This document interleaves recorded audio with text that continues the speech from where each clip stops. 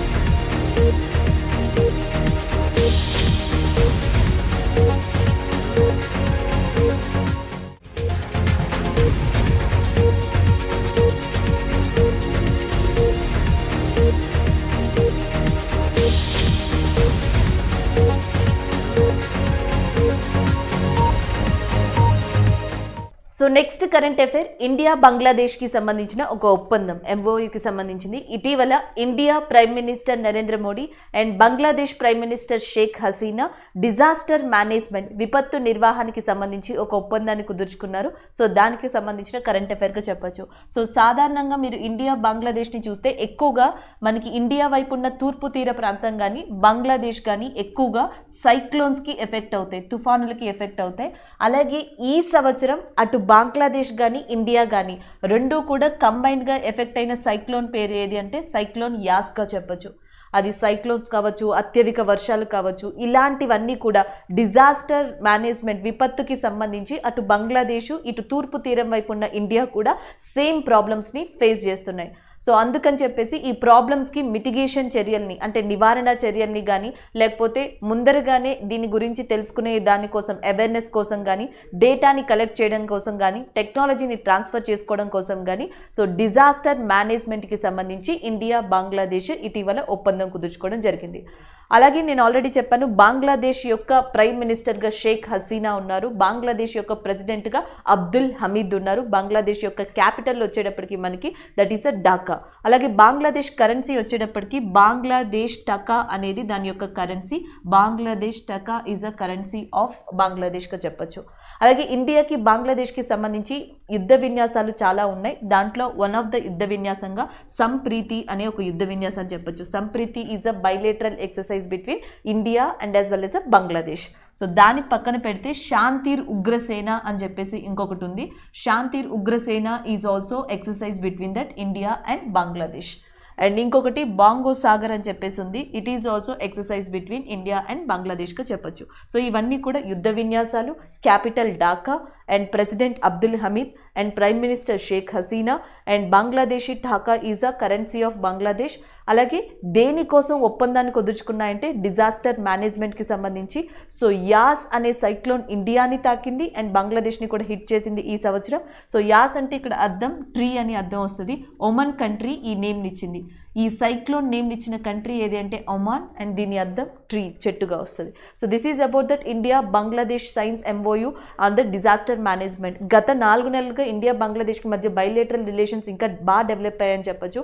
అటు బంగ్లాదేశ్ యొక్క important ప్రాజెక్ట్స్లో India contribute చేస్తుంది. అలాగే బంగ్లాదేశ్ కూడా ఇండియాకి సంబంధించిన కొన్ని ఇంపార్టెంట్ ఏవైతే మనకి ప్రాజెక్ట్స్ ఉన్నాయో లేకపోతే ఇంపార్టెంట్ ఇష్యూస్ ఉన్నాయో వాటిలో కూడా సహకరించడం అనేది స్టార్ట్ చేసింది. So it is a great starting in this year between India and బంగ్లాదేశ్గా చెప్పచ్చు. సో దాంట్లో ఈ ఒప్పందం ఒకటి. సో నెక్స్ట్ కరెంట్ అఫైర్ వచ్చేటప్పటికి జనరల్గా మనకి ఇటీవల కొంతమంది ప్రెసిడెంట్స్ రాజీనామా చేయడం, కొంతమంది ప్రైమ్ మినిస్టర్స్ మారడం, కొంతమంది దేశ అధ్యక్షులుగా నూతన అధ్యక్షులుగా అవ్వడం చూస్తున్నాం. అలాంటి కరెంట్ అఫైర్కి సంబంధించిందే ఇది. అండ్ దట్ టు మలేషియన్ కంట్రీకి సంబంధించింది. ఇటీవల మలేషియా కంట్రీలోని రాజకీయ సంక్షోభం, పొలిటికల్ క్రైసిస్ కారణంగా ఆ దేశ ప్రధాని ఎవరైతే ఉన్నారో ముహాయుద్దీన్ యాసిన్, సో ఆయన పదవికి రాజీనామా చేశారు. దానికి సంబంధించిన current affair. So Muhyiddin Yassin the Prime Minister of Malaysia, and recently resigned to his designation. And దాంతో ఈయన ఎగ్జాక్ట్గా 17 months చేశారంట, 17 నెలలు చేశారంట. అతి తక్కువ కాలం ప్రైమ్ మినిస్టర్గా చేసిన పర్సన్గా కూడా ఇటీవల ఈయన పరిగణించడం జరిగింది. ఈ రెండు మొహాయుద్దీన్ యాసిన్కి సంబంధించిన ఇంపార్టెంట్ ఫ్యాక్ట్స్గా గుర్తుపెట్టుకోవచ్చు. అయితే కోవిడ్ కారణంగా తిరిగి ఎలక్షన్స్ నిర్వహించకూడదు అనే దృష్టిలో మనకి మలేషియన్ కింగ్ ఉన్నారని చెప్పేసి కూడా మనకి వార్తలు రావడం జరిగింది. అండ్ ప్రజెంట్ మలేషియన్ కింగ్గా ఉన్నది అల్ సుల్తాన్ అబ్దుల్లా. సో ప్రజెంట్ మనకి మలేషియన్ కింగ్గా ఉన్నారు. సో ఈ ప్రైమ్ మినిస్టర్ రెసిగ్నేషన్ ఇచ్చిన తర్వాత కేర్ టేకర్ ప్రైమ్ మినిస్టర్గా ఇంకొక పర్సన్ని అపాయింట్ చేయడం జరిగింది. ప్రస్తుతం ఎలక్షన్స్ అయితే అక్కడ నిర్వహించట్లేదు. అలాగే మలేషియన్ ఏదైతే ఉందో దాని యొక్క క్యాపిటల్గా ఉన్నది కులాలంపూర్. అండ్ మలేషియా యొక్క కరెన్సీ ఏది అంటే మలేషియన్ రింగెట్గా చెప్పొచ్చు. Malaysian ringgit is a currency of Malaysia and కులాలంపూర్ is a capital. And king వచ్చేటప్పటికి అల్ సుల్తాన్ అబ్దుల్లా. అండ్ ప్రైమ్ మినిస్టర్ ఎవరు రెసిగ్నేషన్ ఇచ్చారు అంటే మొహాయుద్దీన్ యాసిన్గా గుర్తుపెట్టుకోవచ్చు. నేను ఒకసారి మీకు తెలిసిన రిపీట్ చేస్తున్నాను. ఆఫ్ఘనిస్తాన్ ప్రెసిడెంట్ ఎవరైతే అష్రఫ్ గనీ ఉన్నారో సో ఆయన పదవి నుంచి తప్పుకోవడం జరిగింది. అండ్ అక్కడ పొలిటికల్ క్రైసిస్ జరుగుతున్నాయి. ఇజ్రాయెల్ ప్రైమ్ మినిస్టర్గా నాఫ్టైల్ బెనెట్ రావడం జరిగింది. అలాగే నెక్స్ట్ ఇరాన్ యొక్క నూతన అధ్యక్షులుగా మనకి ఇబ్రహీం రైసీ అనే పర్సన్ అపాయింట్ అయ్యారు.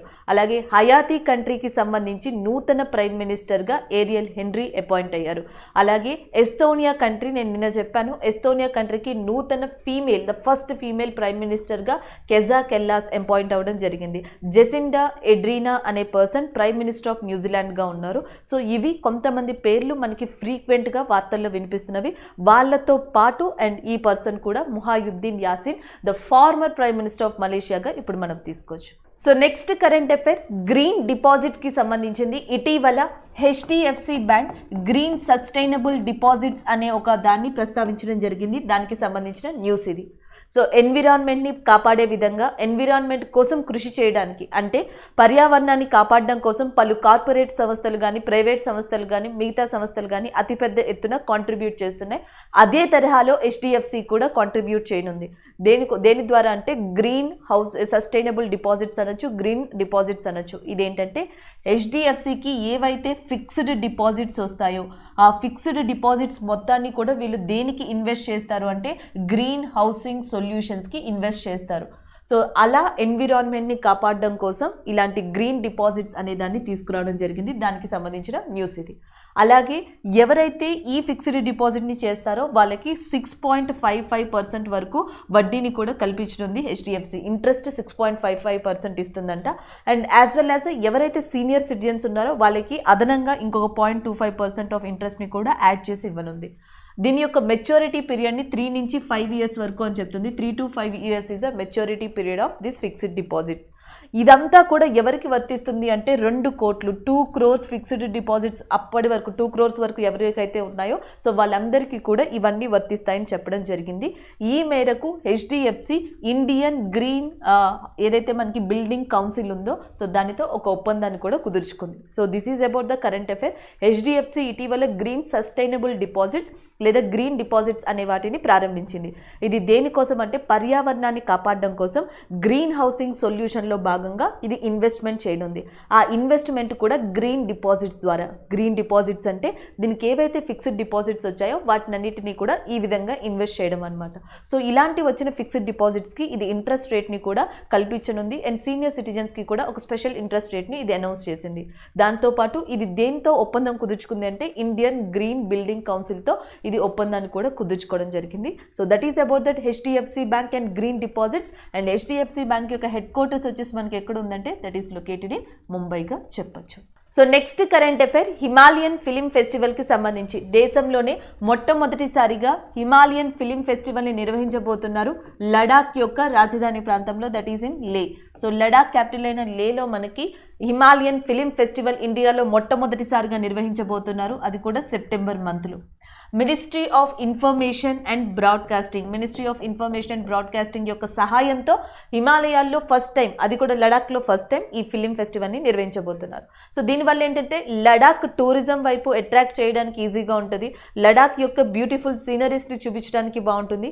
అలాగే ఈ ఫిలిం ఫెస్టివల్లో హిమాలయన్ స్టేట్స్కి సంబంధించిన, అది అస్సాం కావచ్చు, సిక్కిం కావచ్చు, ఉత్తరాఖండ్ కావచ్చు, లేకపోతే హిమాచల్ ప్రదేశ్, జమ్మూ కాశ్మీర్, లడాక్ లాంటి ప్రాంతాల్లో ఏవైతే ఆ లోకల్ ఫీచర్డ్ ఫిలిమ్స్ ఉన్నాయో, లోకల్లో ఇంపార్టెన్స్ ఉన్న ఫిలిమ్స్ ఉన్నాయో అవన్నీ కూడా దీంట్లో ఎగ్జిబిట్ చేయబడతాయి. అది ఈ ఫిలిం ఫెస్టివల్ యొక్క ముఖ్య ఉద్దేశం. మినిస్ట్రీ ఆఫ్ ఇన్ఫర్మేషన్ బ్రాడ్కాస్టింగ్కి ప్రస్తుతం మనకి మంత్రిగా ఉన్నది ఎవరు అంటే అనురాగ్ ఠాకూర్. సో ఈయనే క్రీడా శాఖ మంత్రిగా కూడా ఉన్నారు. సో ఈ రెండు మీరు గుర్తుపెట్టుకోవచ్చు. అలాగే జనరల్గా లెహ్ లాంటి ప్రదేశాల్లో మనకి, నేను ఆల్రెడీ చెప్పాను కూడా మీకు, హెమిస్ లాంటి ఫెస్టివల్ అక్కడ చాలా ఫేమస్. హెమిస్ అనే ఫెస్టివల్ ఫేమస్. దాని తర్వాత లోసార్ అనే పండుగని కూడా సెలబ్రేట్ చేస్తారు. సాకధావా అని చెప్పేసి మొత్తం లడాక్ మొత్తం కూడా ఈ ఫెస్టివల్ని సెలబ్రేట్ చేస్తారు. సింధు దర్శన్, ఇవి జనరల్గా లోకల్ ప్రాంతాల్లో జరిగే ఫెస్టివల్స్గా చెప్తాం. ఇవి కాకుండా ఫస్ట్ టైం ఒక ఫిలిం ఫెస్టివల్ని లడాక్లో నిర్వహించనున్నారు. So that is about this current affair. So next current affair చూద్దాం. సో ఇక్కడ కరెంట్ అఫైర్ వచ్చేటప్పటికి ఒక ఆర్చిడ్కి సంబంధించింది.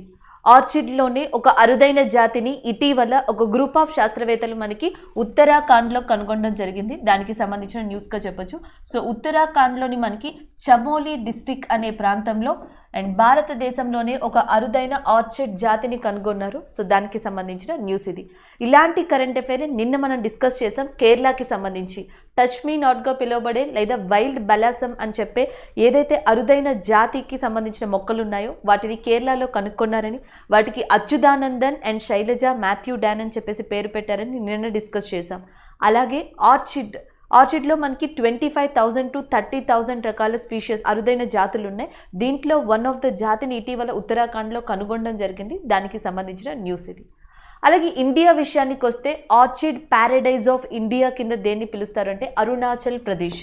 సో భారతదేశంలోని అరుణాచల్ ప్రదేశ్ని ఆర్చిడ్ ప్యారడైజ్ ఆఫ్ ఇండియా కింద పిలవడం జరుగుతుంది. సో ఒక్కొక్కసారి జీకే ఫ్యాక్ట్లో కూడా గుర్తుపెట్టుకోవాలి కాబట్టి అరుణాచల్ ప్రదేశ్ని land of the rising sun in ఇండియాగా పిలుస్తారు.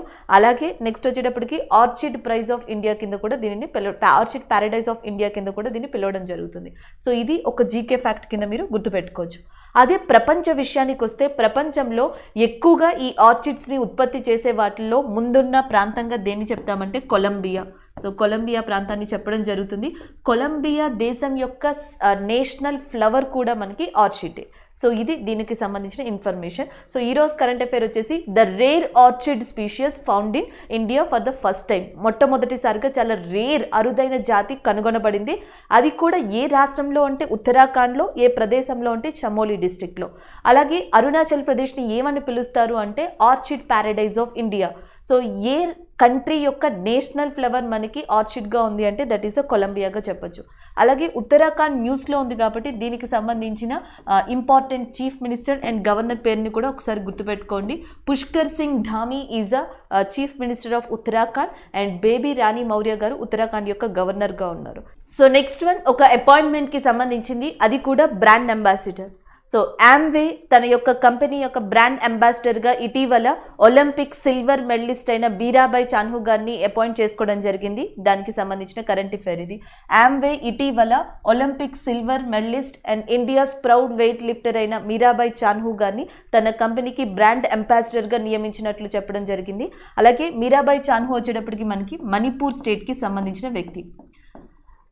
ఇక్కడ మెయిన్ థింగ్ ఏంటంటే ఎవరైతే ఒలింపిక్ మెడల్స్ని తీసుకొచ్చారో ఈ గేమ్స్లో అండ్ దాంట్లో చాలామంది అథ్లెటిక్స్, చాలామంది క్రీడాకారులు వివిధ క్యాంపెయిన్స్లో కానీ, వివిధ రాష్ట్రాల్లో కానీ, వివిధ బ్రాండ్స్కి కానీ బ్రాండ్ అంబాసిడర్లుగా నియమించబడ్డారు.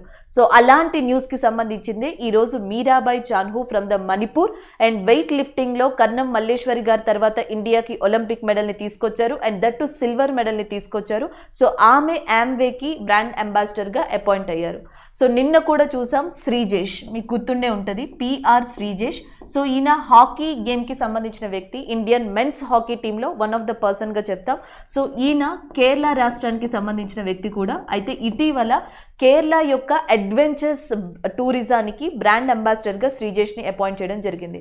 అలాగే ఇండియాకి ఈ సంవత్సరం గోల్డ్ మెడల్ తీసుకొచ్చిన నీరజ్ చోప్రాని ఆర్బీఐ తన యొక్క బ్యాంకింగ్ అవేర్నెస్ క్యాంపెయిన్కి అంబాసిడర్గా నియమించడం జరిగింది. అండ్ నెక్స్ట్ మనకి తెలంగాణకు వచ్చేటప్పటికి తెలంగాణ బ్రాండ్ అంబాసిడర్గా సానియా మీర్జా ఉన్నారు. అయితే ఇటీవల ఆల్మోస్ట్ ఒక 5 to 10 days నుంచి ఒక డిస్కషన్ అనేది నడుస్తుంది. సో తెలంగాణకి ప్రస్తుతం బ్రాండ్ అంబాసిడర్గా ఉన్న సానియా మీర్జా గారి ప్లేస్లో అండ్ తెలంగాణ బ్రాండ్ అంబాసిడర్గా పివి సింధుని చేర్చమని చెప్పేసి కేసీఆర్ గారికి చాలా రిక్వెస్ట్లు వెళ్ళడం జరిగింది. ఈ నేపథ్యంలో PV Sindhu is also in news. So ఎవరైతే ఇండియాకి ఈసారి బ్రాంజ్ మెడల్ని తీసుకొచ్చారో బ్యాడ్మింటన్లో, సో తను కూడా మళ్ళీ అగైన్ మనకి న్యూస్లో ఉన్నారు. అండ్ వీళ్ళని పక్కన పెడితే నెక్స్ట్ వచ్చేటప్పటికి వందన కటారియా అని చెప్పేసి ఇంకొక పర్సన్ ఉన్నారు. మీకు ఆల్రెడీ ఈమె తెలుసు, వందన కటారియా. సో ఈమె ఉత్తరాఖండ్ రాష్ట్రానికి సంబంధించిన వ్యక్తి. ఇండియన్ విమెన్స్ హాకీ టీంలో ఉన్నారు. ఇండియన్ విమెన్స్ హాకీ టీంలో ఉత్తమ ప్రదర్శన ప్రదర్శించినందుకు గాను ఉత్తరాఖండ్ యొక్క ప్రభుత్వం ఈమెకి 25 lakhs క్యాష్ ప్రైజ్ని ఇవ్వడంతో పాటు ఉత్తరాఖండ్ చీఫ్ మినిస్టర్ పుష్కర్ సింగ్ ధామీ ఈమెని ఉత్తరాఖండ్ యొక్క state women and child development డిపార్ట్మెంట్కి బ్రాండ్ అంబాసిడర్గా అపాయింట్ చేశారు. ఇలా చాలామంది ప్లేయర్స్ భారతదేశంలో వివిధ బ్రాండ్ అంబాసిడర్గా అపాయింట్ అయ్యారు. సో ఇవన్నీ కూడా రీసెంట్ కరెంట్ అఫైర్స్లోనే ఉన్నాయి. మీరాబాయ్ చాన్హు ఆమ్వే దానికి, అండ్ శ్రీజేష్ కేరళ యొక్క అడ్వెంచరస్ టూరిజంకి బ్రాండ్ అంబాసిడర్, నీరజ్ చోప్రా ఆర్బీఐకి ఏదైతే బ్యాంకింగ్ అవేర్నెస్ క్యాంపెయిన్ ఉందో దానికి ఆయన నియమించబడ్డారు. అలాగే Vandana Kataria from that Uttarakhand area, Uttarakhand యొక్క స్టేట్ విమెన్ అండ్ చైల్డ్ డెవలప్మెంట్కి బ్రాండ్ అంబాసిడర్గా నియమించడం జరిగింది. సో ఇవి మనకి సంబంధించిన ఇంపార్టెంట్ కరెంట్ అఫైర్స్గా చెప్పొచ్చు ఈ జోన్లో. So next current affair film ఫెస్టివల్కి సంబంధించింది, that is Mumbai film festival. So సాధారణంగా ముంబై ఫిలిం ఫెస్టివల్ ప్రతి సంవత్సరం ఒక 1 week వరకు కండక్ట్ చేస్తారు. అయితే అంతర్జాతీయ వ్యాప్తంగా గుర్తింపు పొందిన ఈ ఫిలిం ఫెస్టివల్ని ఈ సంవత్సరం మనకి అక్టోబర్ 2021 నుంచి మార్చ్ 2022 వరకు జరపడానికి తీర్మానించారు. సో ఎస్పెషల్లీ ఈ ఫిలిం ఫెస్టివల్ ఎవరి ఆధ్వర్యంలో జరగబోతుంది అంటే జియో అండ్ మ్యామీ. సో జియో మరియు మ్యామీ యొక్క ఆధ్వర్యంలో ఇది జరగబోతుంది. సో ఇది వచ్చేటప్పటికి మనకి Mumbai academy of moving image festival అంట, Mumbai academy of moving image. So ఈ సంస్థ జియో సంస్థ కలిసి మనకి అక్టోబర్ 2021 నుంచి మార్చ్ 2022 వరకు, అక్టోబర్ 2021 నుంచి మార్చ్ 2022 వరకు కూడా ఈ ఫిలిం ఫెస్టివల్ని ముంబైలో వివిధ జోనర్స్లో వివిధ ప్లాట్ఫామ్స్లో కండక్ట్ చేయనున్నారు. దానికి సంబంధించిన న్యూస్ ఇది. అయితే దీనికి ఇది వరకు చైర్పర్సన్గా దీపికా పదుకోనే ఉన్నారు. సో దీపికా పదుకోనే అక్కడి నుంచి తప్పుకున్న తర్వాత, ఆ పదవి నుంచి తప్పుకున్న తర్వాత, సో నెక్స్ట్ అదే పదవికి చైర్మన్గా ఇటీవల మనకి నామినేట్ అయిన పర్సన్ ఎవరు అంటే ప్రియాంక చోప్రా. సో దానికి సంబంధించిన కరెంట్ అఫైర్ ఇది. సో ఇక్కడ మీరు చూడొచ్చు, Priyanka Chopra Johnson named as a chairperson of Mumbai academy moving image film festival. So mummy అనే దానికి ఇటీవల చైర్పర్సన్గా ఎంపికైన వ్యక్తి ప్రియాంక చోప్రాగా చెప్పొచ్చు. అలాగే ప్రియాంక చోప్రాకి సంబంధించిన బుక్ ఏది అంటే అన్ఫినిష్డ్ అనే బుక్. సో అన్ఫినిష్డ్ అనే బుక్ ఎవరికి సంబంధించింది అంటే that is a Priyanka Chopra. అలాగే నెక్స్ట్ ఇటాలియన్ లగ్జరీ బ్రాండ్ అయిన బల్గేరియా అనే కంపెనీకి కూడా ఈమె ఇటీవల బ్రాండ్ అంబాసిడర్గా ఎంపిక కావడం జరిగింది. సో ఇది ప్రియాంక చోప్రాకి సంబంధించిన కరెంట్ అఫైర్. సో నెక్స్ట్ వచ్చేటప్పటికి ఒక యుద్ధ విన్యాసానికి సంబంధించింది. ఇటీవల మనకి Indian navy as well as Bahrain country navy కూడా రెండు ఒక యుద్ధ విన్యాసాన్ని కండక్ట్ చేశాయి. అది కూడా బహ్రెయిన్ కంట్రీలో. అండ్ దీంట్లో ఇండియాకి సంబంధించి ఐఎన్ఎస్ కొచ్చి అనేది పార్టిసిపేట్ చేసింది ఈ షిప్. సో ఇది మనకి current affair. Indian Navy and Royal Bahrain Navy the both are conducted maritime partnership exercise at Manama in Bahrain. So Bahrain యొక్క క్యాపిటల్ వచ్చేసి మనకి ఏది అంటే మనామాగా ఉంది. దాని యొక్క రాజధాని అయిన మనామాలో ఈ యుద్ధ విన్యాసాన్ని కండక్ట్ చేశారు. అలాగే ఇటీవల మనకి 3rd high joint commission meeting కూడా జరిగింది. High joint commission meeting of 3rd meeting. So ఇండియాకి బహ్రెయిన్కి మధ్య జరిగింది ఇటీవల. అది కూడా ఏప్రిల్లో జరిగింది. ఎక్కడ అంటే మనకి న్యూఢిల్లీలో. బహ్రెయిన్కి సంబంధించిన ఇంకొక రిలేటెడ్ కరెంట్ అఫైర్గా చెప్పొచ్చు. న్యూఢిల్లీలో ఏప్రిల్ మంత్లో ఇండియాకి అండ్ యాజ్ వెల్ యాజ్ బహ్రెయిన్కి మధ్య 3rd high joint commission meeting అనేది జరిగింది. అలాగే యుద్ధ విన్యాసం అనేది ఇండియన్ నేవీకి బహ్రెయిన్ నేవీకి ఎక్కడ జరిగింది అంటే బహ్రెయిన్ యొక్క క్యాపిటల్ మనామాలో జరిగింది. సో దాంట్లో ఐఎన్ఎస్ కొచ్చి అనేది కూడా మనకి పార్టిసిపేట్ చేయడం జరిగింది. సో ఆల్రెడీ క్యాపిటల్ తెలుసుకున్నారు మనకి బహ్రెయిన్కి సంబంధించి. అలాగే ప్రస్తుతం బహ్రెయిన్ కంట్రీ యొక్క ప్రైమ్ మినిస్టర్గా ఉన్న పర్సన్ పేరు కూడా గుర్తుపెట్టుకోండి. His name is Prince Salman bin Hamad bin.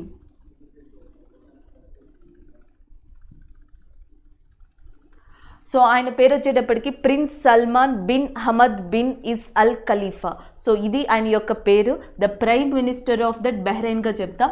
Prince Salman bin Ahmad bin Isa al Khalifa అనేది ఆయన పేరుగా ఉంది. And as well as a capital వచ్చేటప్పటికి మనకి దట్ ఈజ్ అ మనామాగా ఉంది. ఇది బహ్రెయిన్కి సంబంధించిన ఫ్యాక్చువల్ ఇన్ఫర్మేషన్ అనొచ్చు and as well as a current affair అనొచ్చు. సో నెక్స్ట్ కరెంట్ అఫైర్ ఒక ఒప్పందానికి సంబంధించింది MOU which is related to the defence కింద కూడా చెప్పొచ్చు. సో దానికి సంబంధించింది BDL Bharat dynamics limited and as well as a Europe based company అయిన MBDA అనే కంపెనీ. MBDA is a Europe based company, మిసైల్ని మ్యానుఫ్యాక్చర్ చేస్తూ ఉంటుంది. సో ఈ రెండు కూడా ఒక ఒప్పందాన్ని కుదుర్చుకున్నాయి. అది కూడా దేనికి సంబంధించి అంటే advanced short range air to air missile.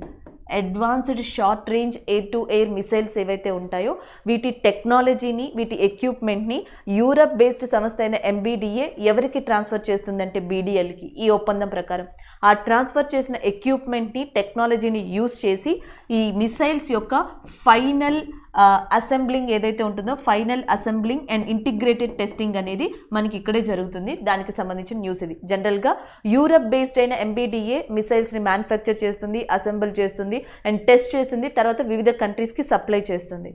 అయితే ఇప్పుడు ఏం చేస్తున్నారంటే ఇది ఏదైతే దీని దగ్గర ఉన్న టెక్నాలజీ ఎక్విప్మెంట్ ఉన్నాయో ఈ ఒప్పందం ప్రకారం BDLకి ఇవ్వడం జరుగుతుంది. అది కూడా ఏ విభాగానికి సంబంధించి advanced short range of air to air missile, short range air to air మిసైల్స్కి సంబంధించిన టెక్నాలజీ. వీటి యొక్క ఫైనల్ అసెంబ్లింగ్ అనేది ఎవరు చేస్తారు ఇండియాలో అంటే BDL చేయడం జరుగుతుంది. దానికి సంబంధించిన న్యూస్గా చెప్పొచ్చు. యాక్చువల్గా భారత్ డైనమిక్స్ లిమిటెడ్కి సంబంధించి ఇంపార్టెంట్గా 3 ప్లేసెస్ ఉన్నాయి. 2 హైదరాబాద్లోనే ఉన్నాయి.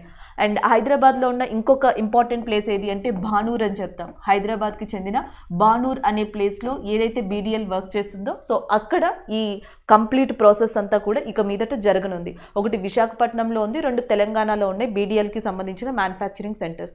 అయితే తెలంగాణలోని భానూర్లో ఈ ఒప్పందం ప్రకారం ఈ సిస్టమ్ అంతా కూడా ప్రాసెస్ అవుతుంది అని ఇటీవల చెప్పడం జరిగింది.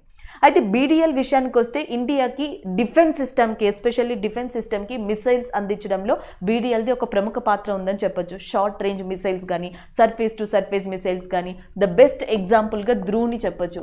ఇండియన్ డిఫెన్స్లో ఒక కీలక పాత్ర వహిస్తున్న ధ్రువ్ని మ్యానుఫ్యాక్చర్ చేసింది కూడా BDLే. అండ్ ఇంకొక బెస్ట్ ఎగ్జాంపుల్ ఏంటంటే యాంటీ ట్యాంక్ గైడెడ్ మిసైల్స్ని కూడా ఇది మ్యానుఫ్యాక్చర్ చేస్తుంది. ద బెస్ట్ ఎగ్జాంపుల్గా మిలాన్ అనే దాన్ని చెప్పొచ్చు. సో మిలాన్ ఇది వరకు వార్తల్లో మనకి ఎక్కువగా వినిపించింది 2 months బ్యాక్. ఈ మిలాన్ అనే యాంటీ ట్యాంక్ గైడెడ్ మిసైల్ని ఎవరు మ్యానుఫ్యాక్చర్ చేశారంటే స్వతహాగా యూరప్కి చెందిన MBDA కంపెనీయే. అయితే దీని టెక్నాలజీని యూజ్ చేసి దీని యొక్క అడ్వాన్స్డ్ వర్షన్ని ఇటీవల ఎవరు మ్యానుఫ్యాక్చర్ చేస్తున్నారంటే BDL మ్యానుఫ్యాక్చర్ చేస్తుంది. దానినే మిలాన్ 2T అంటాం. భారతదేశంలో మిలాన్ 2T అనే మాట వినిపిస్తుంది. ఇది దేనికి సంబంధించింది అంటే యాంటీ ట్యాంక్ గైడెడ్ మిసైల్గా చెప్పొచ్చు. దీనిని ఎవరు మ్యానుఫ్యాక్చర్ చేస్తున్నారు అంటే BDL మ్యానుఫ్యాక్చర్ చేస్తుంది ఇండియన్ డిఫెన్స్ కోసం.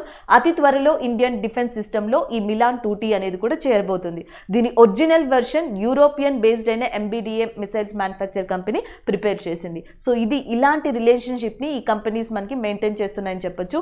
ఇదే రిలేషన్షిప్లో భాగంగా, ఇదే డెవలప్మెంట్లో భాగంగా మనకి advanced short range air to air మిసైల్స్కి సంబంధించి ఎక్విప్మెంట్ని, టెక్నాలజీని ట్రాన్స్ఫర్ చేసుకోవడం కోసం భారతదేశానికి చెందిన BDL అండ్ యూరప్కి చెందిన MBDA సో ఇటీవల ఒప్పందాన్ని కుదుర్చుకోవడం జరిగింది. So that is the current affair. So BDL MBDA science agreement to manufacture and advanced short range air to air missiles in Telangana. So next current affair dragon fly census అనేది. So ఇటీవల dragon fly census అనేది ఢిల్లీలోని లోడీ గార్డెన్లో నిర్వహించడం జరిగింది. దానికి సంబంధించిన న్యూస్గా చెప్పొచ్చు. అలాగే ఈ డ్రాగన్ ఫ్లై సెన్సస్ అనేది మనకి world wild life for nature ఏదైతే ఉందో ఇండియాకి సంబంధించింది. So world wild life fund for nature అనేది ఇండియాకి సంబంధించిన ఆర్గనైజేషన్. అలాగే geological survey of India and united nation environment programme so ఇవన్నీ కూడా సంయుక్తంగా కలిసి నిర్వహించడం జరిగింది. United nation environment programme, geological survey of India, world wild life for nature of India ఇవన్నీ ఢిల్లీలోని లోడీ గార్డెన్స్ దగ్గర August 3rd నుంచి అండ్ September 1st మధ్యలో మనకి ఈ డ్రాగన్ ఫెస్టివల్ అనేదాన్ని, డ్రాగన్ ఫ్లై ఫెస్టివల్ అనేదాన్ని నిర్వహిస్తున్నాయి. Dragonfly is nothing but తూనీగలు అంటాం కదా అది. సో డ్రాగన్ ఫ్లై ఫెస్టివల్ని నిర్వహించాయి. అలాగే నెక్స్ట్ ఇంకొక ఇంపార్టెంట్ థింగ్ ఏంటంటే ఈ డ్రాగన్ ఫ్లై ఫెస్టివల్ అనేది ఆల్మోస్ట్ 4 సంవత్సరాల నుంచి కంటిన్యూ అవుతూ వస్తుంది. ఇట్ ఈస్ స్టార్టెడ్ ఇన్ 2018గా చెప్పొచ్చు. 2018లో ఫస్ట్ టైం సెలబ్రేట్ చేశారు. సో ఫస్ట్ సెన్సెస్ కూడా అప్పుడే తీసుకున్నారు. First census 2018, second one 2019, third one 2020. So ఇప్పుడు ఇది ఎన్నోవ సెన్సెస్గా మనం పరిగణించవచ్చు అంటే 4వ. The fourth dragon census is 2021గా చెప్పొచ్చు. ఈ సెన్సెస్లో ఏం చెప్పారంటే భారతదేశంలో దాదాపుగా 500కి రకాలు పైగా మనకి ఈ డ్రాగన్ ఫ్లైస్ ఉన్నట్టుగా రికగ్నైజ్ చేయడం జరిగింది. అలాగే డ్రాగన్ ఫ్లై ఫెస్టివల్ని కూడా ఇటీవల ఢిల్లీలో నిర్వహించారు. And last time dragonfly ఫెస్టివల్ని ఎక్కడ సెలబ్రేట్ చేశారంటే కేరళ. 2020లోనేమో ఈ ఫెస్టివల్ని కేరళలో, 2021లోనేమో ఢిల్లీలో నిర్వహించడం జరిగింది. యాక్చువల్గా వీటిని ఎకో ఇండికేటర్స్ అని కూడా చెప్తా ఉంటారు. సో ఎక్కడైతే మనకి డ్రాగన్ ఫ్లైస్ లేదా తూనిగలు ఉంటాయో ఆ ఏరియాలో కొంచెం మనకి ఎన్విరాన్మెంట్ బాగుంటుంది అండ్ ఎన్విరాన్మెంట్ అనేది మనకి కంప్లీట్గా క్లీన్గా ఉంటుందని కూడా చెప్పడం జరుగుతుంది. ప్రపంచంలో మనకి ఈ డ్రాగన్ ఫ్లైస్ అనేవి ప్రతి ప్రాంతంలోని కనిపిస్తే ఎక్సెప్ట్ అంటార్కిటిక్ ఏరియా, ఒక్క అంటార్కిటికా ప్రాంతం మినహా ప్రతి చోట కూడా ఆల్మోస్ట్ మనకి అన్ని చోట్ల కూడా ఇవి కనిపిస్తాయి. మనకి దగ్గరగా ఉన్న కంట్రీస్లో, ఇండియన్ నైబర్ కంట్రీస్లో మనకి ఎక్కువగా కనిపించేది డ్రాగన్ ఫ్లైస్ ఏ కంట్రీ దగ్గర అంటే దట్ ఈజ్ శ్రీలంకగా కూడా చెప్పొచ్చు. So this is all about the dragonfly census 2021. ఇటీవల ఢిల్లీ కేంద్రంగా దీన్ని నిర్వహించారు. డ్రాగన్ ఫ్లై డేగా ఆగస్టు 18న రికగ్నైజ్ చేశారు. అలాగే దీన్ని లోడీ గార్డెన్స్లో నిర్వహించడం జరిగింది. దాదాపుగా 1 నెల అని చెప్పొచ్చు. ఆగస్టు 3 నుంచి సెప్టెంబర్ 1 వరకు దీన్ని నిర్వహిస్తారు. లాస్ట్ ఇయర్ కేరళలో, ఈ సంవత్సరం ఢిల్లీలో నిర్వహించడం జరిగింది ఈ డ్రాగన్ ఫ్లై ఫెస్టివల్ అనేది. సో నెక్స్ట్ కరెంట్ అఫైర్ మనకి కిగాలి అగ్రిమెంట్కి సంబంధించింది లేదా రెక్టిఫికేషన్ ఆఫ్ ద కిగాలి అమెండ్మెంట్గా చెప్పొచ్చు. సో ఇండియా ఇటీవల కిగాలి ఒప్పందంలో సవరణలు చేయడానికి సో యూనియన్ క్యాబినెట్తో సమావేశం అయింది. దానికి సంబంధించిన కరెంట్ అఫైర్ ఇది. సో జనరల్గా మనకి మాంట్రియల్ ప్రోటోకాల్ అని చెప్పేసి ఒకటి ఉంది. మాంట్రియల్ ప్రోటోకాల్ ఇది 1989లో జరిగింది. 1989లో కెనడాలోని మాంట్రియల్ సిటీలో సో దాదాపుగా 197 కంట్రీస్ సమావేశమయ్యి ఒక ప్రోటోకాల్ని నిర్మించుకున్నాయి. దాన్నే మాంట్రియల్ ప్రోటోకాల్ అంట 1989లో.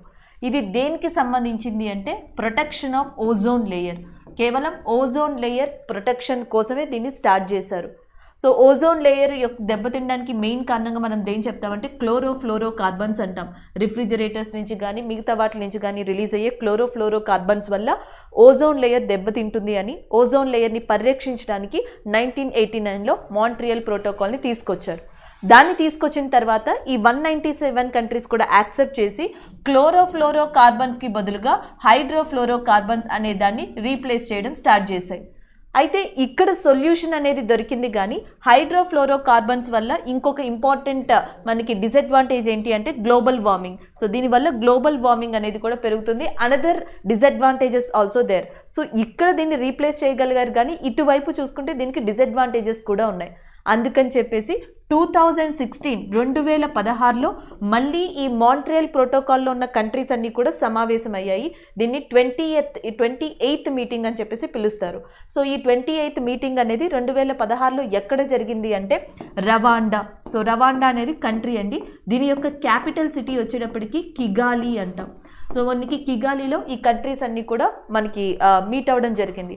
అక్కడ ఏమని ఇవి తీర్మానించుకున్నాయంటే హైడ్రోఫ్లోరో కార్బన్స్ని డిక్రీజ్ చేయాలి అని తీర్మానించుకున్నాయి. దీనికోసం మాంట్రియల్ ప్రోటోకాల్ని సవరించాయి. సో మాంట్రియల్ ప్రోటోకాల్ అమెండ్మెంట్ని కిగాలి అని చెప్పేసి పిలుస్తారు. ఇది రవాండాలో జరిగింది. So this is a back history. అలా 2016లో కిగాలి అమెండ్మెంట్ ఏదైతే జరిగిందో హైడ్రోఫ్లోరో కార్బన్స్ని తగ్గించాలని India, Pakistan, Iran, USA, China ఈ అన్ని కంట్రీస్ కూడా ఒప్పందాన్ని కుదుర్చుకున్నాయి. అయితే ఇక్కడ ఇవి ఏమని అనుకున్నాయంటే 2040s లేదా 2045 కల్లా ఈ కంట్రీస్ అన్నీ కూడా నెమ్మదిగా హైడ్రోఫ్లోరో కార్బన్స్ని తగ్గించాలి, డిక్రీజ్ చేయాలి అని చెప్పేసి తీర్మానించుకున్నాయి. అయితే ఇప్పుడు ఒక్కొక్క కంట్రీ కూడా ఈ రెక్టిఫికేషన్ని మార్చుకుంటూ వస్తుంది. ఆల్మోస్ట్ జూలై 2021 వచ్చేటప్పటికి 122 కంట్రీస్ 122 కంట్రీస్ దీంట్లో రెక్టిఫికేషన్స్ చేశాయి. సో రీసెంట్గా ఇండియా కూడా చేసింది. ఏమని అంటే 2023 కల్లా హైడ్రోఫ్లోరో కార్బన్స్కి సంబంధించి ఒక నేషనల్ స్ట్రాటజీ ప్లాన్ అనే దాన్ని అమలు పరుస్తారంట. ఒక ప్లాన్ని ప్రిపేర్ చేస్తారంట. 2024 కల్లా ఆ ప్లాన్ని నెమ్మదిగా ఇండియాలో ఇంప్లిమెంట్ అయ్యేలా చేస్తారంట. 2028 కల్లా హైడ్రోఫ్లోరోకార్బన్స్ని తగ్గించడం స్టార్ట్ చేస్తారంట. సో హైడ్రోఫ్లోరోకార్బన్స్ని కంప్లీట్గా ఒకేసారి తగ్గించడం కుదరదు కాబట్టి సో 2028 నుంచి స్టార్ట్ చేస్తారు. 2032కి 10% అండ్ నెక్స్ట్ 2037కి 30%, 2045 కల్లా 80% ఆఫ్ ఈ హైడ్రోఫ్లోరోకార్బన్స్ని తగ్గిస్తాము అని ఈ ఒప్పందంలో రెక్టిఫికేషన్ చేసుకోవడం జరిగింది. అంటే చైనా ఏం చెప్పింది అంటే 2045 కల్లా హైడ్రోఫ్లోరోకార్బన్స్ని తగ్గిస్తాము అని. యుఎస్ఏ ఏం చెప్పింది అంటే 2034 కల్లా హైడ్రోఫ్లోరోకార్బన్స్ని తగ్గిస్తామని. ఇండియా 2047 కల్లా హైడ్రోఫ్లోరోకార్బన్స్ని తగ్గిస్తామని చెప్పింది. India targeted year is 2047. Kigali ఒప్పందంలో states different countries different strategy ప్లాన్స్తో వెళ్తున్నాయి, డిఫరెంట్ టార్గెట్ ఇయర్స్ వెళ్తున్నాయి. అయితే ఈ అన్ని కంట్రీస్ కూడా ఆల్మోస్ట్ 2040కి వచ్చే కల్లా తమ రెస్పెక్టెడ్ కంట్రీస్లో హైడ్రోఫ్లోరోకార్బన్స్ని తగ్గించడమే ప్రధాన లక్ష్యం. అయితే ఈ లక్ష్యానికి సంబంధించిన ఇయర్స్ కావచ్చు, పర్సంటేజ్ కావచ్చు, దానిని మార్చుకోవడం జరిగింది. That is nothing but rectification of the Kigali అమెండ్మెంట్గా చెప్తాం. Is it clear? Montreal protocol అనేది దేనికి సంబంధించింది అంటే ఓజోన్ లేయర్ ప్రొటెక్షన్కి సంబంధించింది. మొట్టమొదటిసారిగా 1989లో దీని మీటింగ్ కండక్ట్ చేశారు. దీని అమెండ్మెంట్ అనేది ఎప్పుడు చేశారు అంటే 2016లో రవాండా క్యాపిటల్ అయిన కిగాలిలో చేయడం జరిగింది. అమెండ్మెంట్ ఎందుకు చేశారు అంటే ఓజోన్ లేయర్ దెబ్బతినడానికి కారణం క్లోరోఫ్లోరోకార్బన్స్. మొట్టమొదటిసారిగా క్లోరోఫ్లోరోకార్బన్స్ని హైడ్రోఫ్లోరోకార్బన్స్తో రీప్లేస్ చేశారు. కానీ దీనివల్ల హైడ్రోఫ్లోరోకార్బన్స్ వాతావరణంలో టెంపరేచర్ని రైజ్ చేస్తున్నాయి అండ్ యాజ్ వెల్ యాజ్ వేరే డిసడ్వాంటేజెస్ కూడా ఉన్నాయి. సో దానివల్ల హైడ్రోఫ్లోరోకార్బన్స్ని కూడా డిక్రీజ్ చేయాలి అని చెప్పేసి ఈ కంట్రీస్ నిర్ణయించుకున్నాయి. హైడ్రోఫ్లోరోకార్బన్స్ని డిక్రీజ్ చేయడానికి వివిధ కంట్రీస్ ఫాలో అయ్యే స్ట్రాటజీస్ కానీ టార్గెటెడ్ ఇయర్స్ కానీ దానినే మాంట్రియల్ ప్రోటోకాల్ అమెండ్మెంట్ అంటారు. అది కిగాలిలో జరిగింది కాబట్టి కిగాలి సవరణ అని చెప్పేసి పిలుస్తారు. సో 122 కంట్రీలు ఇప్పటిదాకా ఈ రెక్టిఫికేషన్ని చేయడం జరిగింది. ఇండియా టార్గెట్ ఇయర్ గుర్తుపెట్టుకోవాలి, 2047 ఈజ్ ఇండియా టార్గెట్ ఇయర్. అలాగే ఓజోన్ డే ఎప్పుడు అంటే మనకి 16th December. So 16th December అనేది ఓజోన్ డే కింద ఉంది. సో దీన్ని కూడా గుర్తుపెట్టుకోవచ్చు. So this is all over about that rectification of the Kigali amendment. So next current affair డేకి సంబంధించింది వరల్డ్ హ్యుమానిటేరియన్ డే, మానవతావాదం అంటాం కదా, దానికి సంబంధించింది. వరల్డ్ హ్యుమానిటేరియన్ డే అనేది ప్రతి సంవత్సరం కూడా ఎప్పుడు రికగ్నైజ్ చేశారంటే August 19th రికగ్నైజ్ చేయడం జరిగింది. ఒకసారి దీని యొక్క బ్యాక్గ్రౌండ్ అనేది చూద్దాం. అసలు ఎందుకు ఈ హ్యుమానిటేరియన్ డే అనేది మనకి కన్సిడర్ చేశారని. ప్రకృతి వైపరీత్యాల వల్ల కావచ్చు, సివిల్ వార్స్ వల్ల కావచ్చు, క్రైసిస్ వల్ల కావచ్చు, సో చాలామంది హ్యూమన్స్ దెబ్బతింటున్నారు, ఇబ్బంది పడుతున్నారు. సో ఇలాంటి వాళ్ళ అవసరాన్ని తీర్చడానికి, ఇలాంటి వాళ్ళ యొక్క ప్రాబ్లమ్స్ని గురించి చెప్పడానికి, అవేర్నెస్ ఇవ్వడానికి ఈ హ్యుమానిటేరియన్ డే అనే దాన్ని రికగ్నైజ్ చేసింది UN సంస్థ. అయితే దీనికంటూ ఒక స్ట్రాంగ్ రీజన్ కూడా ఉంది. That is 2003 year. 2003లో ఇరాక్ యొక్క రాజధాని అయిన బాగ్దాద్ ఏరియాలో ఒక బ్లాస్ట్ అనేది జరిగింది. ఇరాక్ క్యాపిటల్ బాగ్దాద్లో 2003లో ఒక బ్లాస్ట్ జరిగింది. ఆ పేలుల్లో దాదాపుగా 22 మంది చనిపోవడం జరిగింది. సో ప్రపంచంలోనే వన్ ఆఫ్ ద అతి తీవ్రమైన ఘటనగా దాన్ని పరిగణించారు.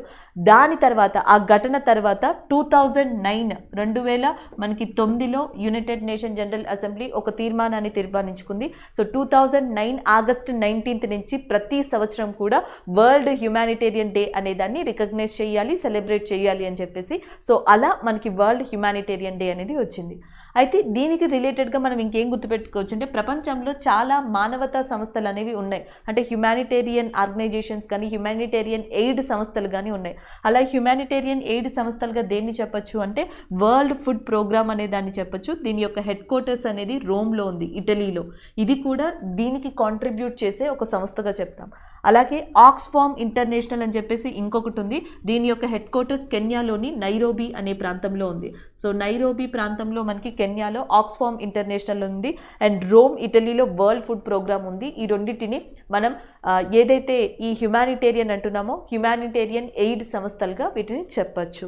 సో ఇది రిలేటెడ్ జీకే ఫ్యాక్ట్గా గుర్తుపెట్టుకోవచ్చు. హ్యుమానిటేరియన్ డే అనేది ఎప్పుడు స్టార్ట్ చేశారంటే August 19. అసలు ఈ ప్రాసెస్ ఇదంతా స్టార్ట్ అవ్వడానికి ముఖ్యమైన ఘటన ఎక్కడ జరిగింది అంటే ఇరాక్ రాజధాని బాగ్దాద్లో in 2003. So next book and ఆధార్కి సంబంధించిన కరెంట్ అఫేర్. ఈరోజు మనకి బుక్ వచ్చేటప్పటికి the dream of revolution, a biography of Jayaprakash Narayan, Lok నాయక్గా పిలిచే జయప్రకాష్ నారాయణ్ గారి యొక్క న్యూ బయోగ్రఫీని రాయడం జరిగింది. దాని పేరు ఆ డ్రీమ్ ఆఫ్ రివల్యూషన్స్ అనేది. అండ్ దీనిని భీమల్ ప్రసాద్ ఎవరైతే ఉన్నారో, సో భీమల్ ప్రసాద్ గారు అండ్ యాజ్ వెల్ యాజ్ ఇంకొక పర్సన్ వచ్చేసి, ఇంకొక ఆథర్ వచ్చి మనకి సుజాత ప్రసాద్. సో భీమల్ ప్రసాద్ అండ్ సుజాత ప్రసాద్ వీళ్ళిద్దరూ కూడా ఒక new biography of Jayaprakash Narayan గారికి సంబంధించింది రాశారు. సో దాని పేరు the dream of revolution, a biography of Jayaprakash Narayan. ఇది బుక్ అండ్ ఆథర్కి సంబంధించి. సో నెక్స్ట్ కరెంట్ అఫైర్ ఒక యుద్ధ విన్యాసానికి సంబంధించింది. సో జనరల్గా మనం ఆల్రెడీ ఇండియన్ నేవీ వివిధ కంట్రీస్తో యుద్ధ విన్యాసాన్ని కండక్ట్ చేయడం చూసాం. లైక్ ఐఎన్ఎస్ కొచ్చి, ఐఎన్ఎస్ తాబార్, ఐఎన్ఎస్ తల్వార్. ఈ 3 షిప్స్ కూడా ఇండియాకి సంబంధించి వివిధ యుద్ధ విన్యాసాలు ఎస్పెషల్లీ నేవీ ఎక్సర్సైజ్లో పార్టిసిపేట్ చేస్తున్నాయి. అలాంటి సెక్టార్కి సంబంధించింది ఈ కరెంట్ అఫైర్ కూడా. ఇటీవల ఇండియన్ నేవీ వియత్నాం నేవీతో ఒక యుద్ధ విన్యాసాన్ని కండక్ట్ చేసింది. అది కూడా ఎక్కడంటే మనకి సౌత్ చైనా సీ. సో జనరల్గా మీకు ఆల్రెడీ తెలుసు, సౌత్ చైనా సీకి ఇటువైపు మనకి Taiwan country is located. So ఇటు వచ్చేటప్పటికి Indonesia country is there. So అలాగే నెక్స్ట్ వచ్చేటప్పటికి మనకి different countries, Vietnam country is located. So ఈ సౌత్ చైనా సీ దగ్గర జనరల్గా డిఫరెంట్ కైండ్ ఆఫ్ ఎక్సర్సైజ్లు అనేవి జరుగుతాయి, యుద్ధ విన్యాసాలు. అలాగే ఈ సౌత్ చైనా సీ దగ్గర వియత్నాంతో ఇటీవల యుద్ధ విన్యాసం కండక్ట్ చేసింది ఎవరు అంటే దట్ ఈజ్ అ ఇండియన్ నేవీగా చెప్పొచ్చు. సో ఈ యుద్ధ విన్యాసంలో ఇండియాకి సంబంధించిన 2 ఇంపార్టెంట్ షిప్స్ మనకి పార్టిసిపేట్ చేశాయి. ఆ 2 ఇంపార్టెంట్ షిప్స్ ఏంటంటే, ఒకటి ఐఎన్ఎస్ రన్ విజయ్ అనే షిప్ పార్టిసిపేట్ చేసింది అండ్ దానితో పాటు ఐఎన్ఎస్ కోరా అనే షిప్ కూడా పార్టిసిపేట్ చేయడం జరిగింది. ఇది కరెంట్ అఫైర్. ఇటీవల వియత్నాంకి ఇండియాకి మధ్య నేవీ యుద్ధ విన్యాసాన్ని కండక్ట్ చేశారు. అది ఎక్కడ అంటే సౌత్ చైనా సీలో. అండ్ ఇండియాకి సంబంధించి ఏవి పార్టిసిపేట్ చేశాయి అంటే Ranvijay and Kora ships అనేవి పార్టిసిపేట్ చేయడం జరిగింది. అలాగే వియత్నాం న్యూస్లో ఉంది కాబట్టి దీని క్యాపిటల్ ఏంటి అని అడిగితే హానోయ్ ఈజ్ అ క్యాపిటల్ ఆఫ్ వియత్నాంగా చెప్పొచ్చు. అలాగే వియత్నాం యొక్క కరెన్సీ ఏంటి అంటే వియత్నామీస్ డాంగ్ అనేది దీని యొక్క కరెన్సీగా ఉంది. సో దీన్ని పక్కన పెడితే ఇండియాకి సంబంధించిన ఇంకొక ఇంపార్టెంట్ షిప్గా దేన్ని చెప్పొచ్చు అంటే ఐఎన్ఎస్ కొచ్చి. సో చాలాసార్లు మనకి న్యూస్లో ఉంది ఐఎన్ఎస్ కొచ్చి అనేది. సో ఐఎన్ఎస్ కొచ్చి షిప్ వచ్చేటప్పటికి 3 యుద్ధ విన్యాసాల్లో పార్టిసిపేట్ చేసింది 3 డిఫరెంట్ కంట్రీస్తో. ఒకటి అండ్ మనకి బహామన్ అనే కంట్రీతో పార్టిసిపేట్ చేసింది, బెరైన్ అనే కంట్రీతో పార్టిసిపేట్ చేసింది. అండ్ సెకండ్ వచ్చేటప్పటికి యుఏఈ అనే కంట్రీతో పార్టిసిపేట్ చేసింది. అండ్ థర్డ్ వచ్చేటప్పటికి సౌదీ అరేబియన్ కంట్రీతో కూడా పార్టిసిపేట్ చేయడం జరిగింది. సో ఐఎన్ఎస్ కొచ్చి వచ్చేటప్పటికి యుఏఈతో ఒక నేవీ యుద్ధ విన్యాసాన్ని కండక్ట్ చేసింది. దాన్నే జాయెద్ తల్వార్ యుద్ధ విన్యాసం అని చెప్పేసి పిలుస్తారు. అలాగే ఇదే ఐఎన్ఎస్ కొచ్చి ఇంకొక కంట్రీతో కూడా యుద్ధ విన్యాసాన్ని కండక్ట్ చేయడం జరిగింది. దాని పేరు Saudi Arabia. So INS Kochi Saudi Arabia తోటి and as well as next ఇండియాతో ఒక యుద్ధ విన్యాసాన్ని కండక్ట్ చేసింది. అలాగే యుఏఈ ఇండియాతో కూడా ఒక యుద్ధ విన్యాసాన్ని కండక్ట్ చేయడం జరిగింది. సో ఇవి గత కొద్ది రోజుల్లో జరిగిన యుద్ధ విన్యాసాలుగా చెప్పొచ్చు. జాయెద్ తల్వార్ అనేది ఇండియాకి యుఏఈకి మధ్య, సౌత్ చైనా సీలో ఐఎన్ఎస్ రన్ విజయ్ని ఉపయోగించి ఇండియన్ నేవీ ఎవరితో యుద్ధ విన్యాసం చేసింది అంటే వియత్నాంతో. వియత్నాం యొక్క క్యాపిటల్ ఏంటి అంటే హొనాయ్గా మీరు గుర్తుపెట్టుకోవచ్చు. So this is about that Indian navy conducts the bilateral maritime exercise with వియత్నాంగా చెప్పొచ్చు. సో నెక్స్ట్ కరెంట్ అఫైర్ ఇండియాకి యుఎస్ఏకి మధ్యలో ఒక ఒప్పందం. సో జనరల్గా ఇప్పటివరకు మనం ఏవైతే ఎంఓయూస్ డిస్కస్ చేసామో అలాంటి ఎంఓయూ కానీ దీన్ని చెప్పొచ్చు. India and as well as యుఎస్ఏకి సంబంధించి జియాలజీ విభాగానికి సంబంధించిన ఒక ఒప్పందాన్ని ఇటీవల కుదుర్చుకున్నాయి. అలాగే ఇండియా తరపున జియాలజికల్ సర్వే ఆఫ్ ఇండియా ఏదైతే కల్కత్తా కేంద్రంగా వర్క్ చేస్తుందో, కల్కత్తా లేదా వెస్ట్ బెంగాల్ కేంద్రంగా వర్క్ చేస్తుందో జియోలాజికల్ సర్వే ఆఫ్ ఇండియా తరపున ఈ ఒప్పందంలో పాల్గొంది. సో దానికి సంబంధించిన కరెంట్ అఫైర్. సో జియోగ్రఫికల్ ఇన్ఫర్మేషన్కి సంబంధించి, టెక్టానిక్ మూమెంట్స్కి సంబంధించి, ఎస్పెషల్లీ ఈస్టర్న్ హిమాలయం భాగంలో పరిశోధనలకు సంబంధించి డేటాని ట్రాన్స్ఫర్ చేసుకోవడం కానీ, లేకపోతే టెక్నాలజీని ఇంప్రూవ్ చేసుకోవడం కానీ, టెక్నాలజీని షేర్ చేసుకోవడం కానీ, ఇలాంటి విభాగాలకి సంబంధించి ఒక ఒప్పందాన్ని ఇటీవల ఇండియా అండ్ యుఎస్ఏ మనకి చేసుకోవడం జరిగింది. దానికి సంబంధించిన కరెంట్ అఫైర్. సో ఏవైతే మనం కరెంట్ అఫైర్స్ డిస్కస్ చేసుకున్నామో సో వాటి రివ్యూ చూద్దాం. First one, the dream of revolution, a biography of Jayaprakash Narayan. ఇది బుక్కి సంబంధించింది. భీమల్ ప్రసాద్ అండ్ సుజాత్ ప్రసాద్కి సంబంధించిన ఆథర్స్గా ఉన్న బుక్గా మనం డిస్కస్ చేసాం. దాని తర్వాత గ్రీన్ డిపాజిట్స్ అనేవి మనకి HDFC బ్యాంక్ సో దీనిని ప్రొవైడ్ చేయడం జరిగింది. దానికి సంబంధించిన కరెంట్ అఫైర్ ఇది. హిమాలయన్ ఫిలిం ఫెస్టివల్ అనేది మొట్టమొదటిసారిగా భారతదేశంలో ఎవరు నిర్వహించబోతున్నారు అంటే లడాక్ నిర్వహించబోతుంది, దాని యొక్క మెయిన్ సిటీ అయిన లేలో. Next one, dragonfly census 2021. So యాక్చువల్గా ఇది డ్రాగన్ ఫ్లై సెన్సెస్ 2021 అండి. ఈ సంవత్సరం దీనిని ఎక్కడ మనకి సెలబ్రేట్ చేశారు అంటే నేషనల్ క్యాపిటల్ రీజియన్ అయిన ఢిల్లీలో సెలబ్రేట్ చేయడం జరిగింది. అండ్ ద నెక్స్ట్ వచ్చేటప్పటికి Malaysian prime minister Muhyiddin Yassin resigns. Malaysian prime minister Muhyiddin Yassin ఆయన పదవికి రాజీనామా చేశారు. పొలిటికల్ నేపథ్యం ఏదైతే పొలిటికల్ క్రైసిస్ నేపథ్యంలో ఈయన రాజీనామా చేయడం జరిగింది. అలాగే మలేషియా క్యాపిటల్ కులాలంపూర్ అని అండ్ మలేషియా యొక్క కింగ్గా ఇప్పుడు ప్రస్తుతం అల్ సుల్తాన్ అబ్దుల్లా అనే పర్సన్ ఉన్నారని డిస్కస్ చేసాం. Next one world humanitarian day అనేది ఎప్పుడు అంటే మనకి 19th ఆగస్ట్ అని చెప్పేసి డిస్కస్ చేయడం జరిగింది.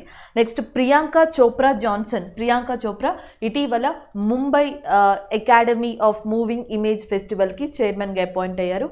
నెక్స్ట్ ఆమ్వే ఇండియా తన యొక్క బ్రాండ్ అంబాసిడర్గా మణిపూర్కి చెందిన ఇండియాకి ఈ సంవత్సరం ఒలింపిక్ సిల్వర్ మెడల్ని తీసుకొచ్చిన వెయిట్ లిఫ్టర్ మీరాబాయ్ చాన్హుని సెలెక్ట్ చేసుకున్నారు. దానికి సంబంధించిన న్యూస్ ఇది.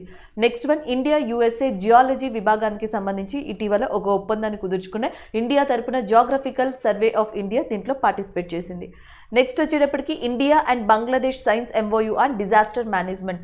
India prime minister Narendra Modi and Bangladesh prime minister Sheikh Hasina ఇటీవల విపత్తు నిర్వహణకి సంబంధించిన ఒక ఒప్పందాన్ని కుదుర్చుకోవడం జరిగింది. నెక్స్ట్ వచ్చేటప్పటికి rectification of the Kigali amendment. So మనకి మాంట్రియల్ ప్రోటోకాల్ 1989 జరిగింది. క్లోరోఫ్లోరో కార్బన్స్ని కంట్రోల్ చేయడానికి, ఓజోన్ లేయర్ని రక్షించడానికి. ఈ నేపథ్యంలో హైడ్రోఫ్లోరో కార్బన్స్ని రీప్లేస్ చేశారు, కానీ అవి కూడా గ్లోబల్ వార్మింగ్ని లేదా అట్మాస్ఫియర్ పొల్యూషన్ని క్రియేట్ చేశాయి. హైడ్రోఫ్లోరో కార్బన్స్ని నియంత్రించడానికి 2016లో కిగాలి ఒప్పందం వచ్చింది. అయితే ఈ కిగాలి ఒప్పందానికి సంబంధించి 2021లో పలు కంట్రీలు రెక్టిఫికేషన్ అనేది చేసుకున్నాయి. జూలై 2021 నాటికి 122 కంట్రీలు ఈ కిగాలి ఒప్పందాన్ని సవరణ చేసుకున్నాయి. ఇటీవల ఇండియా కూడా దీన్ని రెక్టిఫికేషన్ చేసుకోవడం జరిగింది. దీనికి సంబంధించి యూనియన్ క్యాబినెట్ ఇటీవల సమావేశమైంది. దానికి సంబంధించిన కరెంట్ అఫైర్ ఇది. And the next one, Indian Navy conducted bilateral maritime exercise with Vietnam. So Vietnam తో Indian navy INS Ranvijay, INS కొరై అనే షిప్స్ తో ఇటీవల సౌత్ చైనా సీలో ఒక యుద్ధ విన్యాసాన్ని కండక్ట్ చేసింది. అలాగే వియత్నాం యొక్క క్యాపిటల్గా హోనోయ్ ఉంది. Next one BDL, Bharat dynamic limits and as well as మనకి ఏదైతే యూరోపియన్ మిసైల్ మ్యానుఫ్యాక్చరింగ్ కంపెనీ ఉందో MBDA, ఈ రెండు కూడా ఒక ఒప్పందాన్ని కుదుర్చుకున్నాయి. And final assembling integrating testing విభాగానికి సంబంధించి ఏవైతే మనకి advanced short range air to air missiles ఉన్నాయో ఆ మిసైల్స్ యొక్క ఎక్విప్మెంట్ని కానీ టెక్నాలజీని కానీ యూరప్కి చెందిన MBDA కంపెనీ BDLకి ట్రాన్స్ఫర్ చేయనుంది. BDLలో final assembling and integrating testing అనేది జరగనుంది. సో దానికి సంబంధించి హైదరాబాద్లోని బానూర్కి సంబంధించిన BDL, యూరప్కి సంబంధించిన MBDA కంపెనీతో ఒప్పందాన్ని కుదుర్చుకుంది రీసెంట్గా. And the next one Indian Navy and ఏదైతే మనకి బెహ్రెయిన్ కంట్రీ నేవీ ఉన్నాయో ఈ రెండు కూడా యుద్ధ విన్యాసాన్ని కండక్ట్ చేశాయి. ఈ యుద్ధ విన్యాసంలో ఇండియాకి సంబంధించిన INS కొచ్చి అనేది పార్టిసిపేట్ చేసింది. ఈ యుద్ధ విన్యాసం బెహ్రెయిన్ యొక్క క్యాపిటల్ అయిన మనామాలో కండక్ట్ చేశారు. And the next one rare orchid spacious found in India. భారతదేశంలో చాలా అరుదుగా చాలా డిఫరెంట్ కైండ్ ఆఫ్ అరుదైన ఆర్చిడ్ జాతి అనేది రికగ్నైజ్ చేశారు ఉత్తరాఖండ్లోని చమ్మోలీలో. సో దానికి సంబంధించిన కరెంట్ అఫైర్ ఇది. సో ఇవి ఈరోజు మనం డిస్కస్ చేసిన కరెంట్ అఫైర్స్గా చెప్పొచ్చు. Thank you.